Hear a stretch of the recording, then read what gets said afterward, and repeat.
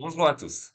Encore des livres, toujours plus de résumés, toujours plus de synthèses. Aujourd'hui, je vais vous faire un livre très particulier qui a énormément impacté ma vie. Models of My Life, une autobiographie de Herbert Simon. Herbert Simon, c'était grand scientifique déjà. C'est quelqu'un qui a travaillé sur l'intelligence artificielle. C'est quelqu'un qui a également fait de l'économie et qui a notamment monté un modèle qui décrit en fait comment fonctionnent les administrations. Et ça a pu justement modéliser pourquoi c'est souvent inefficace, des choses comme ça. Mais voilà, ce qui est intéressant dans le livre d'Herbert Simon, c'est pas tellement ça pour moi en tout cas. Ce qui est intéressant, c'est vraiment que Herbert Simon cherchait à modéliser en s'intéressant à la cause des problèmes. Et justement, moi, ça m'a énormément servi. Notamment, il y a une chose dedans qui est extraordinaire, c'est qu'il dit que pour prouver quelque chose, quand on veut prouver quelque chose, il faut regarder si on peut pas prouver quelque chose d'équivalent et plus facile à prouver. Alors, justement, ça, c'est le concept de la bijection en mathématiques. Donc, pourquoi on fait des bijections en mathématiques? Typiquement, bah, c'est pour prouver quelque chose d'équivalent dans un ensemble, dans un univers de raisonnement où c'est plus facile à prouver. Et ça, justement, je l'ai compris en lisant Herbert Simon qui pendant un certain temps de sa vie avait souffert de pas être bon en maths. Bon, je suppute en fait que le problème c'est qu'il était trop bon, mais lui il disait du coup qu'il était pas assez bon justement qu'il comprenne ça, c'est que en faisant des formulations équivalentes, on peut prouver quelque chose plus facilement. Donc la difficulté de preuve d'assertion totalement équivalente peut être très variable. Et donc d'ailleurs, c'est sur ça aussi qu'il s'appuyait en informatique pour les programmes d'intelligence artificielle, parce que là aussi, quand on veut prouver informatiquement quelque chose, eh ben, il vaut mieux formuler un problème simple à prouver qu'un ordinateur peut facilement prouver. Donc, vous voyez, ça a une application très très vaste dans la vie. Et moi, comme à une époque j'étais passionné de sciences, eh ben j'appliquais ça régulièrement. Et par exemple, si vous avez fait par exemple des preuves de divisibilité en maths, vous savez sans doute déjà que c'est plus facile, pardon, de prouver une divisibilité dans un anneau quotient que simplement une divisibilité par un nombre premier. Donc on fait ça en faisant des bijections. Et pareil sur les divisibilités de choses comme les polynômes en maths. Il y a des gens qui cherchent à prouver qu'un polynôme est divisible par des nombres entiers, des choses comme ça. Et ben, si on fait une projection en fait dans un anneau quotient, mais pas à z sur pz, mais cette fois à z sur pz de x, bah, c'est très facile de prouver parce qu'en fait, tout ce que vous avez à prouver, c'est que 0 est égal à 0 en fait, hein. Donc, il n'y a plus tellement besoin de prouver des choses quand vous faites bien justement les bijections et les équivalences de preuves jusqu'à ce que vous ayez un truc totalement trivial à prouver. Et je veux dire, 0 égale 0, il n'y a rien à prouver, vous voyez. Donc ça, c'est quelque chose qui m'a énormément servi pendant mes études. Et c'est quelque chose que j'ai compris grâce à Herbert Simon. Voilà. Et par ailleurs, après dans la vie, je suis revenu sur ce bouquin parce que, en fait, je me suis rendu compte que quand j'étais en sciences, j'étais en train de prouver des trucs, par exemple en maths, bon, mais l'utilité du truc, c'était très limité. C'est juste, on peut, à la rigueur, quand on applique ça à l'informatique, on économise énormément de puissance de calcul quand on arrive à amener justement à des preuves triviales. Ça permet d'économiser de la puissance de calcul, ce qui vous permet, avec un processeur simple core, d'avoir une meilleure performance qu'avec un processeur multicore sur un truc très dur à prouver, évidemment. Ça, c'est évident. Mais autrement, je voyais pas trop l'application du truc, mais maintenant, en fait, je l'applique de manière bien meilleure.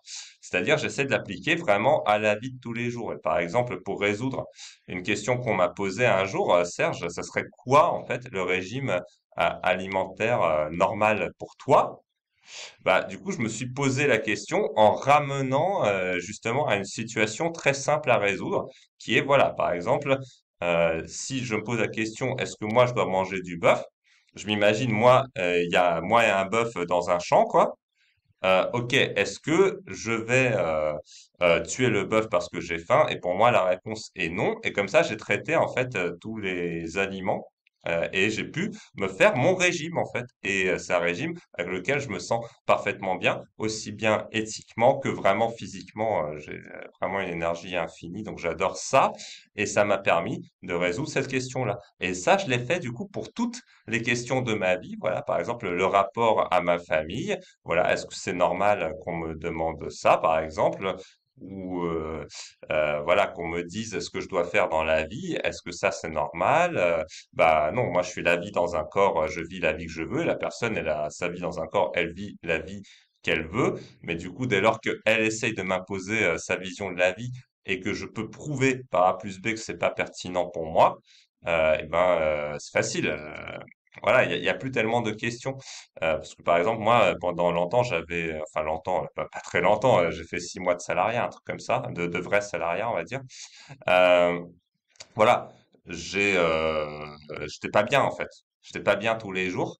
J'étais vraiment mal à l'intérieur de moi-même. Et je sais que moi, je suis mal à l'intérieur de moi-même et personne peut me dire le contraire. Je veux dire, je le sens.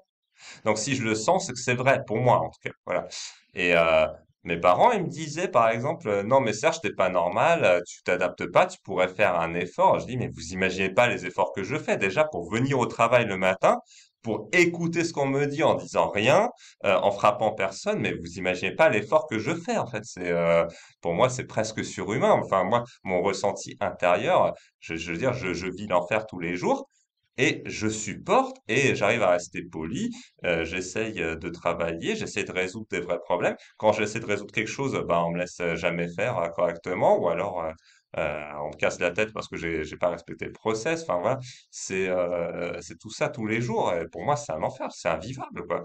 Mais eux, ils disent, mais je veux dire, nous, on a vécu ça quand même et franchement, on y est arrivé, on a fondé une famille, etc. Mais je dis, mais ok, mais en fait, vous, si vous y êtes arrivé, moi, je sais pas, j'arrive vraiment pas. Ou peut-être que vous aviez des collègues intelligents. Je sais que c'était le cas de mon père, parce qu'à un moment, il avait travaillé notamment pour mon grand-père. Et je sais que mon grand-père était très intelligent dans le travail, et ça c'est vrai.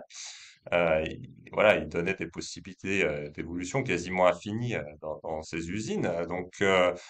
Ouais, dans ce cas, on peut travailler ensemble, c'est pas un problème. Mais moi, j'avais pas un patron comme ça. Moi, j'ai un mec qui disait, moi, j'ai fait X-Mine, donc je suis forcément plus intelligent que toi. Bon, ok. Donc, il y avait rien à se dire, vous voyez, et c'était invivable pour moi. C'est-à-dire, parce que vraiment, rien de ce que je devais faire n'avait du sens. Voilà, et c'était pas possible. Et donc, moi, je sais que c'est pas possible pour moi. Mais du coup, voilà, faut l'assumer, etc. Et j'ai quand même tenu quasiment 6 mois avant de l'assumer. Vous voyez, c'était vraiment 6 mois de perdu où j'étais dans un profond mal-être, etc.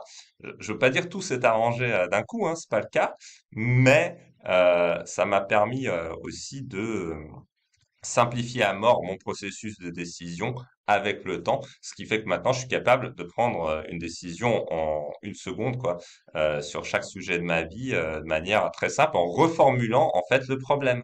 Par exemple, le problème de qu'est-ce que je dois faire dans la vie, bah, si je viens au travail et que je me sens pas bien, je dois pas faire ça, ça c'est certain. Donc j'essaye autre chose, déjà, voilà, tout de suite. Vous voyez, et c'est tout de suite qu'on cherche le nouveau travail. On n'attend pas pendant 15 ans, qu'on ait 15 ans d'expérience pour demander un poste de management dans une boîte qui nous plaît pas. Il y a des choses comme ça. Moi, ça m'a permis de formuler ça. Ça m'a permis de modéliser ça très simplement, encore plus simplement que Herbert Simon avait modélisé les administrations américaines. Moi, quand j'ai modélisé ce qui se passe dans une entreprise non collaborative, si vous voulez, et l'administration fait partie, c'est bon, ok, on est en réunion. Ouais, alors moi je pense ça. L'autre, ouais, moi je suis pas d'accord, je pense ça. Bon, voilà, il y a une espèce de bataille d'ego. Quelqu'un essaie de s'approprier un budget pour gagner un projet, et de dire ouais, c'est moi le chef, et derrière, il essaie de s'attribuer le plus de mérite possible pour progresser dans sa carrière pour flatter son ego. Bon, je sais que je caricature, c'est pas le cas de toutes les entreprises, hein. Je fais un peu de caricature là, c'est pour faire plaisir à Fouad qui aime l'humour noir. Voilà, bon. Désolé, mais voyez, ça se passe vraiment comme ça dans les réunions. Vous avez qu'à observer ce qui se passe autour de vous et vous le verrez en fait.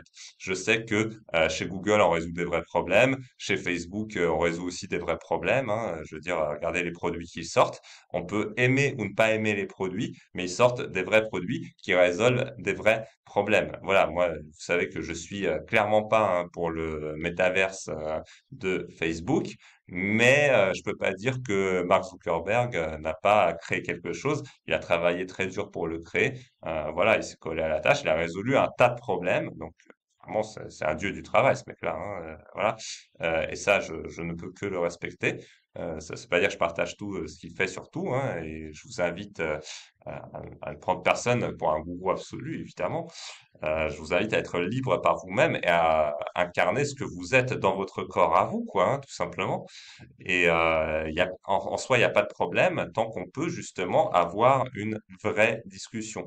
Et chez Facebook, quand ils avancent sur leur projet, c'est certain qu'ils ont des vraies discussions parce qu'il y a des vraies solutions derrière pour le client. Tout comme chez Google, il y a toujours de vraies nouvelles solutions. Donc, euh, moi, je pense vraiment que Models of My Life, c'est un bouquin qui a beaucoup orienté ma vie et qu'il faut prendre ce qu'il y a dedans et le sublimer pour vraiment amener en fait le processus de prise de décision à l'équation la plus simple possible pour que ce soit aussi évident que 0 = 0, il n'y a rien à prouver. Donc vous formulez toujours, si le problème est complexe, vous formulez le problème le plus simple possible, totalement équivalent à ce problème complexe, et ça vous permet de prendre immédiatement une décision qui est bonne, bonne pour vous, évidemment, au moment où vous en êtes, là, maintenant, tout de suite, et c'est déjà super. Donc, vraiment, Models of My Life de Herbert Simon, c'est un bouquin que je recommande beaucoup, et je recommande beaucoup cette approche de la vie que je viens d'exposer.